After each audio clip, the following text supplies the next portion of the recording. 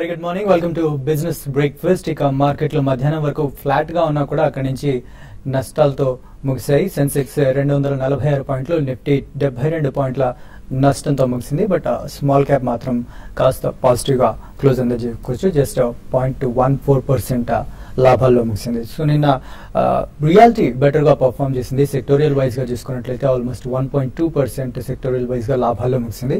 But metals and auto ఈ రెండు భారీగా నష్టపోయాయి. Metals more than 2% and auto around 1.75% నష్టపోయాయి.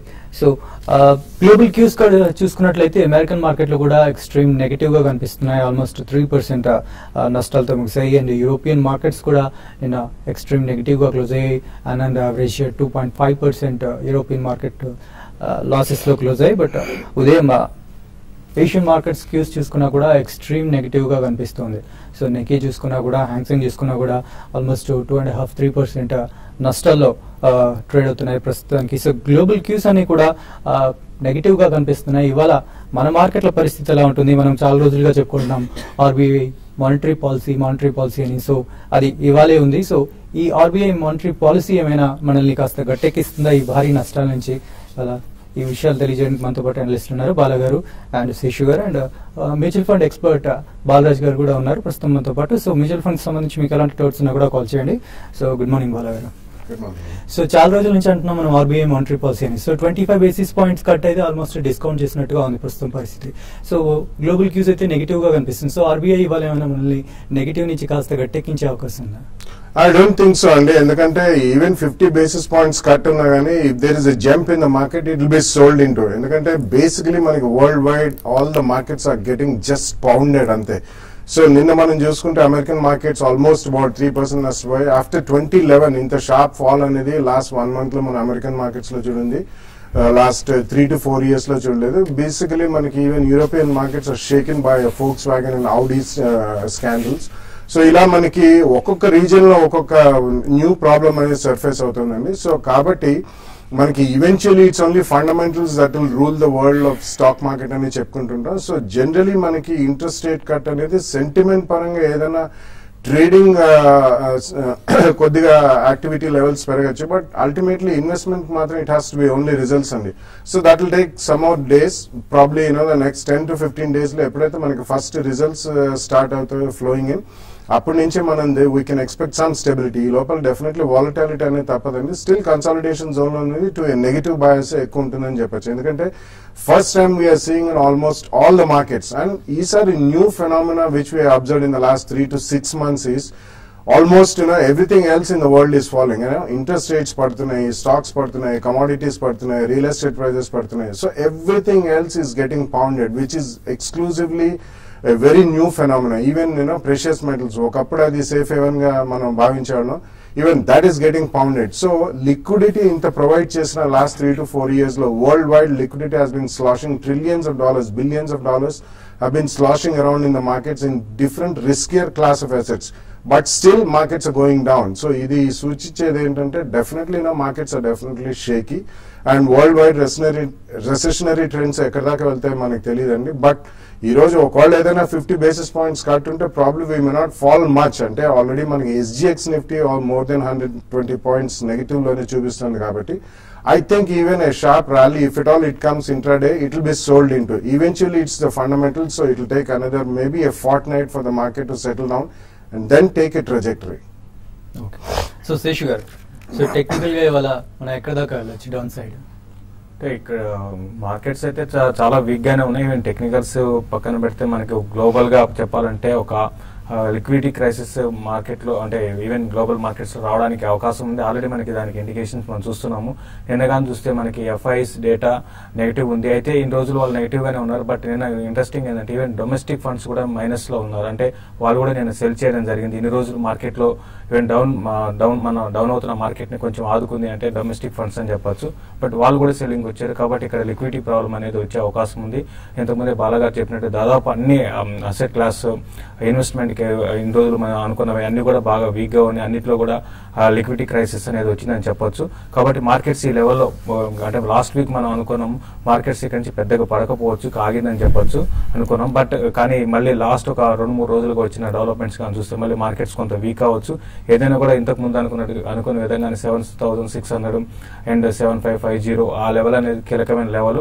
అది కానీ బ్రేక్ అయిందంటే మళ్ళీ మార్కెట్స్ ఒక లాంగ్ టర్మ్ బేరిష్ మార్కెట్ వెళ్ళే కూడా అవకాశం కూడా మనం రూల్ అవుట్ చేయలేము. అయితే మనకి రిజల్ట్ సీజన్ ఉంది కాబట్టి ఈసారి రిజల్ట్ కొంచెం రోబస్ట్ గానే వచ్చాయంటే కొన్ని స్టాక్స్ లేకపోతే సెక్టర్ చెందినవి మరి ముఖ్యంగా ఇండెక్స్ బేస్డ్ మార్కెట్స్ కొంత ఆగొచ్చు. తర్వాత మళ్ళీ ఈవెన్ వాల్యుయేషన్స్ కూడా మనకి కొంచెం అట్రాక్టివ్ ఉండొచ్చు. అయితే రీసెంట్ కరెక్షన్ తర్వాత మనకి ఒక టైంలో 27-28 PE ఉండేది. బట్ ఈ రీసెంట్ కరెక్షన్ లో ఈవెన్ 21కి 20కి దాకా రావడం చూసాము. కాబట్టి వాల్యుయేషన్స్ బిలో 20 PE వచ్చినప్పుడు మనకి గ్లోబల్ నుంచి కొంత లిక్విడిటీ ఇండియా వైపు రావడానికి అవకాశం ఉంటుంది. కాబట్టి కరెక్షన్ అనేది లాంగ్ టర్మ్ కోసం ఇన్వెస్ట్మెంట్ చేయడానికి మంచి అవకాశం. బట్ ట్రేడర్స్ మాత్రం ఏంటంటే ఈ విధమైన గ్యాప్ డౌన్స్ ఓపెనింగ్ వల్ల పెద్దగా వాళ్ళు అంటే ఆల్రెడీ షార్ట్ సేల్ చేసిన వాళ్ళకి మాత్రం ప్రాఫిట్ ఉంటుంది. బట్ ఎవరైతే ఫ్యూచర్స్ లో లాంగ్ ఉన్నారో వాళ్ళు చాలా లాస్ అవ్వాల్సిన అవకాశం ఉంటుంది ఈ రోజు. కాబట్టి అటు దృష్టిలో పెట్టుకుని ఏ రోజు రోజు పొజిషన్స్ స్క్వేర్ అప్ చేసుకోమంటాను. ఈ రోజు విషయానికి వస్తే నిఫ్టీ ఓపెనింగ్ మనకి 100 పాయింట్స్ అంటే అరౌండ్ 7 ఆ లెవెల్ దాకా ఓపెన్ కావచ్చు. 7 బ్రేక్ అయిందంటే 7640 ఆ లెవెల్లో కొంచెం నిఫ్టీ ఆగడానికి అవకాశం ఉంది. బ్యాంక్ నిఫ్టీ విషయానికి వస్తే దగ్గరగా మనకి 7,200 అంటే 16,800 ఆ లెవెల్ దాకా మనకి రావచ్చు. బట్ ఈ రోజు క్రెడిట్ పాలసీ ఉంది కాబట్టి ఒకవేళ 50 బేసిస్ పాయింట్స్ లో కానీ తగ్గిస్తే మాత్రం కొంచెం మార్కెట్స్ ఆగడానికి అవకాశం ఉంది. ఒకవేళ 25 బేసిస్ పాయింట్ లో తగ్గిస్తే మాత్రం మార్కెట్స్ ఈ కరెక్షన్ అనేది కొనసాగవచ్చు. బట్ 1-2 రోజుల్లో మళ్ళీ గ్లోబల్ మార్కెట్స్ ఏ విధంగా ఉంటాయి దాన్ని బట్టి మన మార్కెట్స్ ఉంటుంది. చాలా స్టాక్స్ సెల్ చేయడానికి అనుకూలంగా ఉన్నాయి. ఈ రోజు ఈవెన్ టెక్నాలజీ స్టాక్స్ ఎక్కువ పడడానికి అవకాశం ఉంటుంది. టెక్ మహీంద్రా, టీసీఎస్ లాంటి స్టాక్స్ హై లెవెల్ సెల్ చేయమంటాను. తర్వాత బ్యాంకింగ్ విషయానికి వస్తే ఎస్ బ్యాంక్ ఒకటి, యాక్సిస్ బ్యాంక్ ఒకటి కూడా హై లెవెల్లో సెల్ చేయొచ్చు. రియాలిటీ కౌంటర్స్ లో డిఎల్ఎఫ్ ని కూడా హై లెవెల్లో సెల్ చేయమంటాను. ఈవెన్ ఐడిఎఫ్సి కూడా హై లెవెల్లో సెల్ చేయొచ్చు. బట్ బయింగ్ మాత్రం 1-2 స్టాక్స్ అనుకూలంగా ఉన్నాయి. లైక్ బిహెచ్ఈలో ఒకటి లో నుంచి కొంత రికవరీ కావడానికి అవకాశం ఉంటుంది, దాన్ని ఒకటి బై చేయమంటాను. ఈవెన్ సిప్లా కూడా లోయల్ నుంచి కొంత రికవరీ కావచ్చు, దాన్ని కూడా బై చేయొచ్చు. ఇదంతా కూడా ఇంట్రాడే కోసమే. బట్ సెల్ అండ్ ర్యాలీస్ ఈ రోజు విషయానికి వస్తే హై లెవెల్ సెల్ చేయమని చెప్తాను.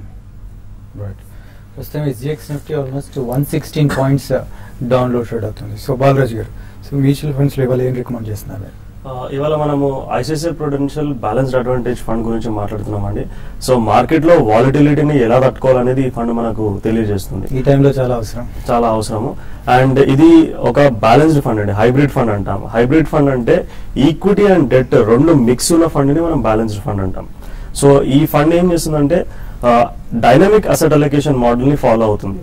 అంటే మార్కెట్ సిచ్యువేషన్ ప్రకారం ప్రైస్ టు బుక్ వాల్యూ రేషియోని ఫాలో అవుతూ ఇందులో ఈక్విటీ అండ్ డెట్ రెండు ఉంటాయి. కాబట్టి ఎప్పుడైతే వాల్యుయేషన్స్ ఎక్కువగా ఉంటాయో, ఈక్విటీ వాల్యుయేషన్స్ స్టాక్ వాల్యుయేషన్స్ ఎక్కువగా ఉంటాయో ఈక్విటీ ఎక్స్పోజర్ ని ఆటోమేటిక్ గా తగ్గించేస్తుంది, డెట్ ఎక్స్పోజర్ ని ఇంక్రీజ్ చేస్తుంది.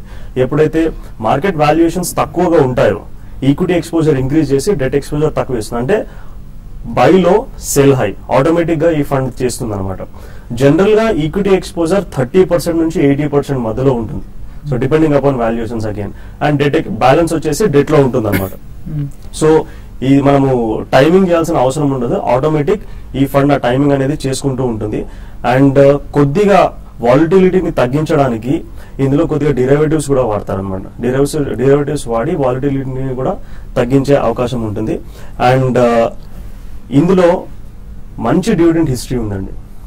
ఎవరైతే రెగ్యులర్ ఇన్కమ్ కావాలనుకుంటారో వాళ్ళకు రెగ్యులర్ గా డివిడెండ్స్ కూడా ఈ ఫండ్ ఇస్తుంది. అండ్ రీసెంట్ గా మనీ బ్యాక్ ఆప్షన్ అనేది ఇంట్రడ్యూస్ చేస్తారు. సో ఎవరైతే రిటైర్మెంట్ అవుతారో జనరల్ గా ఏం చేస్తారంటే ఫిక్స్డ్ డిపాజిట్ లో పెట్టుబడి పెట్టి అందులోంచి వచ్చే ఇంట్రెస్ట్ ని వాళ్ళు రెగ్యులర్ ఇన్కమ్ కింద వాడుకుంటారు. సో కొద్దిగా రిస్క్ తీసుకోదలిచిన వాళ్ళు అండ్ కొద్దిగా ట్యాక్స్ ఎఫిషియన్సీ కావాలనుకున్న వాళ్ళు, ఇన్ఫ్లేషన్ ని బీట్ చేయాలనుకున్న వాళ్ళు ఇలాంటి ఫండ్ ని చూస్ చేసుకోవచ్చు. సో మనీ బ్యాక్ అంటే ఎంత ఇంటర్వెల్స్ తీసుకోవచ్చు? On monthly basis regular pension లాగా వచ్చేటట్టు మంత్లీ బేసిస్ లో 0.75% అంటే యాన్యువల్లీ 9% వచ్చేటట్టు ఈ ఫండ్ ప్రొవైడ్ చేస్తుంది అనమాట. యాన్యువల్లీ 9% రిటర్న్ ప్రొవైడ్ చేస్తుంది. అండ్ ఇందులో టాక్స్ ఎఫిషియన్సీ ఫస్ట్ ఇయర్ లో ట్యాక్స్ పడుతుంది, అంటే మనం సిస్టమాటిక్ విత్డ్రావల్ ప్లాన్ ద్వారా ప్రొవైడ్ చేస్తారు. ఇది ఇందులో కొద్దిగా ట్యాక్స్ పడుతుంది, ఫస్ట్ ఇయర్ లోనే మనం విత్డ్రా చేస్తున్నాం కాబట్టి కొద్దిగా అంటే ఆల్మోస్ట్ నెగ్లిజిబుల్ ట్యాక్స్ అని చెప్పుకోవచ్చు. 1 year తర్వాత నుంచి ఎంత విత్డ్రా చేసినా గానీ అంటే మనకు రెగ్యులర్ ఇన్కమ్ ఏమైతే వస్తుందో దానిపైన ఎటువంటి ట్యాక్స్ ఉండదు. It is completely tax free income. So first year లో ట్యాక్స్ పడ్డప్పటికీ కూడా it's negligible, we cannot treat it as high amount అనమాట. సో ఎవరైతే వాలిటిలిటీ తక్కువగా ఉండాలనుకుంటారో and with lower risk decent returns beating inflation కావాలనుకుంటారో అలాంటి వాళ్ళు ఈ ఫండ్ ని సెలెక్ట్ చేసుకోవచ్చు. And first more importantly first time investors ఎవరైతే ఈక్విటీలో ఇన్వెస్ట్మెంట్ చేయాలనుకుంటారో దట్ త్రూ మ్యూచువల్ ఫండ్స్ అలాంటి వాళ్ళు ఈ ఫండ్ ని సెలెక్ట్ చేసుకోవచ్చు. And regular income or dividend income or money back option తోని రెగ్యులర్ ఇన్కమ్ కావాలనుకుంటారు they can choose this type of funds అండి. సో లాస్ట్ 1 year లో చూసుకుంటే గనక మేజర్ ఈక్విటీ డైవర్సిఫైడ్ ఫండ్స్ ఏమైతే ఉన్నాయి లాస్ట్ ఇయర్ నుంచి మనకి మార్కెట్స్ పడ్డాయి. So majority of the equity diversified funds ని ఇది బీట్ చేసింది బై ఆల్మోస్ట్ 4-5-6%.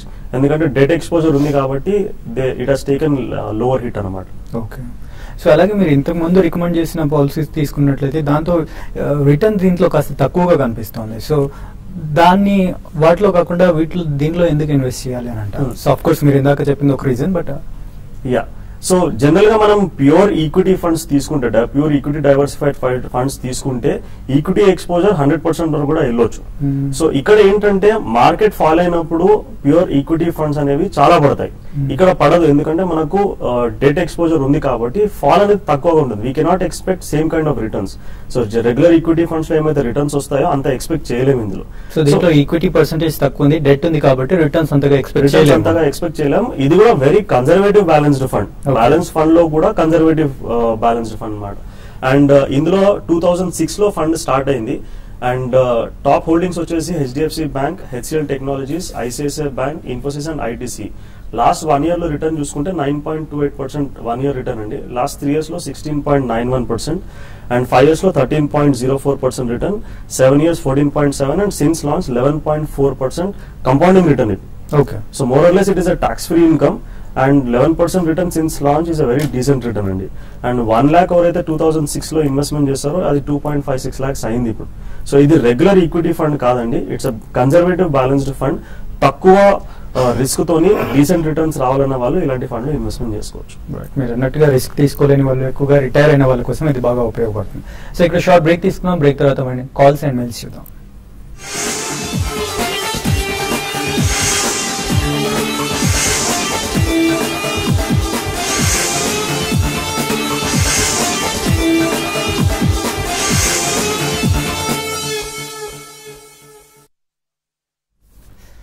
Welcome back. మన ఫస్ట్ కాలర్ లైన్ లో ఉన్నారు, వెస్ట్ గోదావరి నుంచి రవీంద్ర గారు. హలో. నమస్తే సార్. చెప్పండి. బాలాజీ గారు కండి నా క్వశ్చన్. సార్, ఈ బ్రోకరేజ్ సంస్థల ప్రమేయం లేకుండా మ్యూచువల్ ఫండ్ లో ఆన్లైన్ లో కొనుక్కోవడానికి అవకాశం ఉందండి సింపుల్ గా? వాటిని అలాగే ఇప్పుడుగా మానిటర్ చేసుకోవడానికి, ఆన్లైన్ స్క్రీన్ మీద చూసుకోవడానికి, ఆన్లైన్ లోనే కొనుక్కోవడానికి అవకాశం, సింపుల్ గా కొనుక్కోవడానికి, ఎవరి ప్రమేయం లేకుండా కొనుక్కోవడానికి అవకాశం ఉంటే చెప్పండి సార్. ఖచ్చితంగా ఉందండి.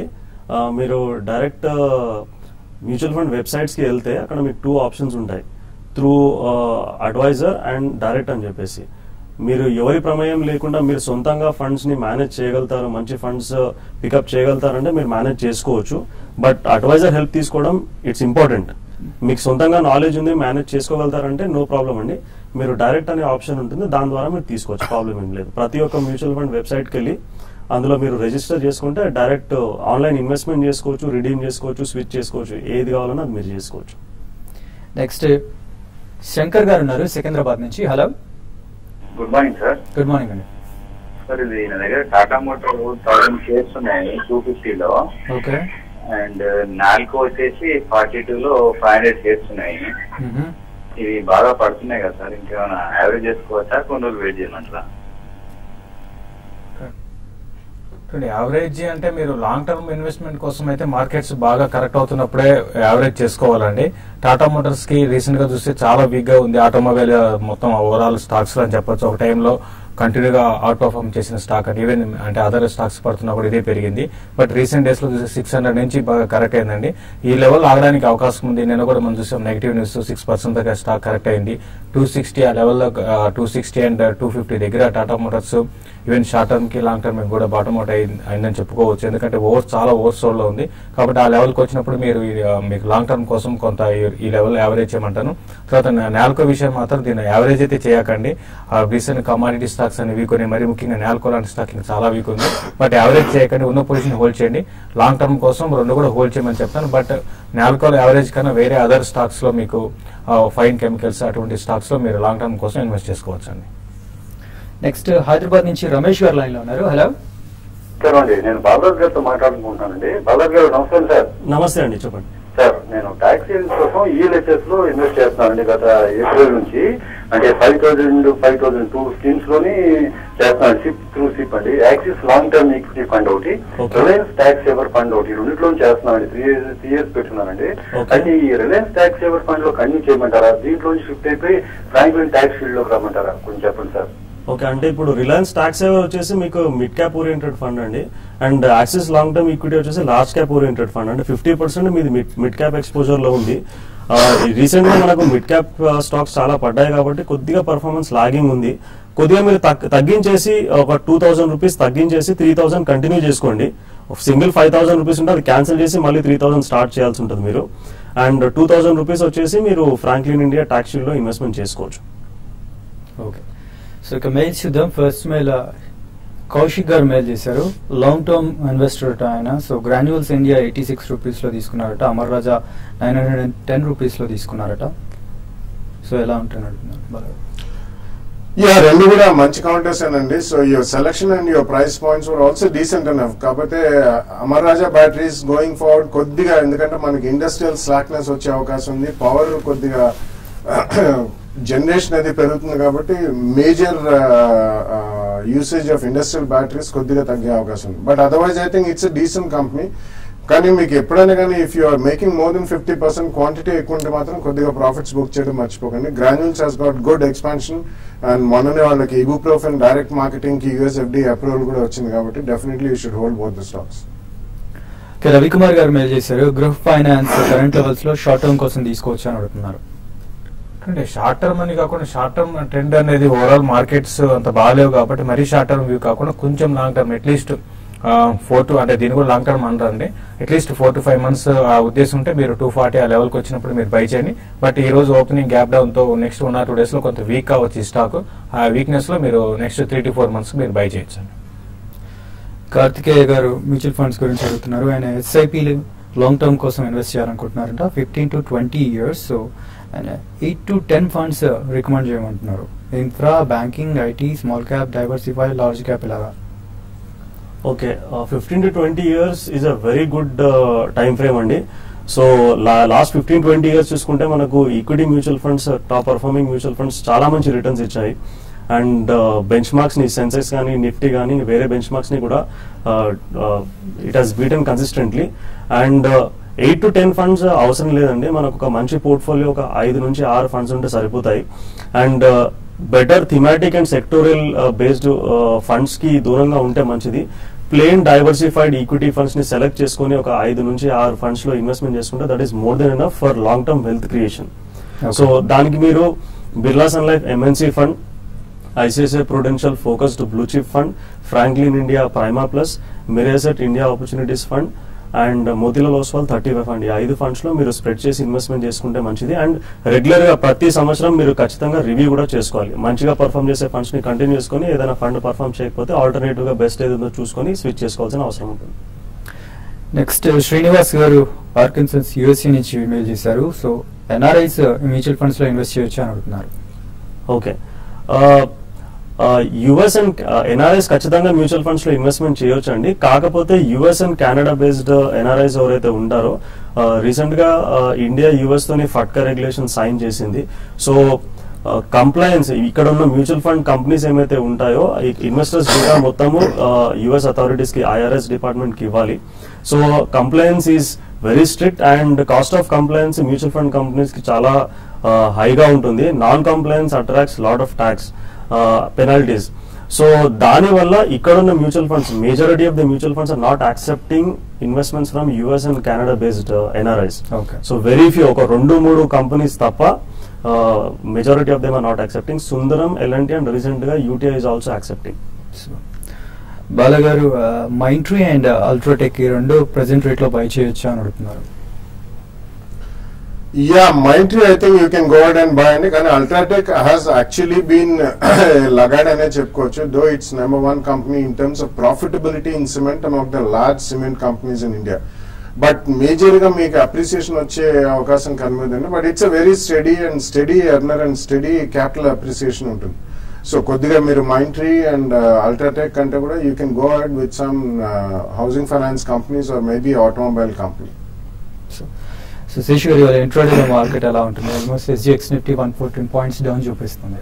ఒక 100 పాయింట్స్ మైనస్ లో ఓపెన్ అవ్వచ్చు. అయితే వీక్ గానే క్లోజ్ అయ్యే అవకాశమే ఎక్కువ ఉంది. కొంచెం ఏదైనా సర్ప్రైజింగ్ గా ఆర్బీఐ నుంచి 50 బేసిస్ పాయింట్స్ వస్తే మార్కెట్ 7650 అండ్ 7640 నెక్స్ట్, అంటే ఈ రోజు అని కాకుండా నెక్స్ట్ వచ్చే కొద్ది రోజులు ఈ లెవెల్ ఆగొచ్చు. లేదంటే ఇంకా వీక్ అరౌండ్ ఇంతకు ముందు లో ఉన్న 7550, అంటే ఈ రోజు అని కాకపోయినా నెక్స్ట్ వచ్చే కొద్ది రోజులు రావచ్చు. బట్ ఏదైనా కూడా ఈ రోజు సెల్ అండ్ ర్యాలీస్ అని చెప్తాను. పెద్దగా లోయర్లలో బై చేసే స్టాక్స్ 1-2 తప్ప పెద్దగా లేవు. కాబట్టి ఈవెన్ ఐటీ స్టాక్స్ కూడా ఈ రోజు వీక్ అయ్యే అవకాశం ఉంది. హై లెవెల్లో ఐటీ మేజర్స్ ని సెల్ చేయమని చెప్తాను. Right, thank you very much అండి. సో ఇవాళ మార్కెట్ నెగటివ్ గా ఓపెన్ అవ్వడానికి రెడీ అవుతుంది. బట్ ఆర్బీఐ పాలసీ దాన్ని ఎంతవరకు కాపాడుతుంది? 25 బేసిస్ పాయింట్స్ అయితే మార్కెట్ ఆల్రెడీ డిస్కౌంట్ చేసింది. ఒకవేళ 50 బేసిస్ పాయింట్ కట్ చేస్తారా, చేస్తే అది మార్కెట్ ను ఎంతవరకు కాపాడుతుందో వేచి చూడాలి. అయితే మార్కెట్ లో ఈ హెచ్చుతగ్గులు ఎప్పుడు ఉంటూనే ఉంటాయి. ఇవాళ వరల్డ్ హాట్ డే కాబట్టి ఇలాంటి టెన్షన్లు అన్ని పెట్టుకోకుండా, మీ బీపీలని పెంచుకోకుండా మీ గుండెని కాపాడుకోండి. ఇది వాళ్ళ బిజినెస్ బ్రేక్ఫాస్ట్.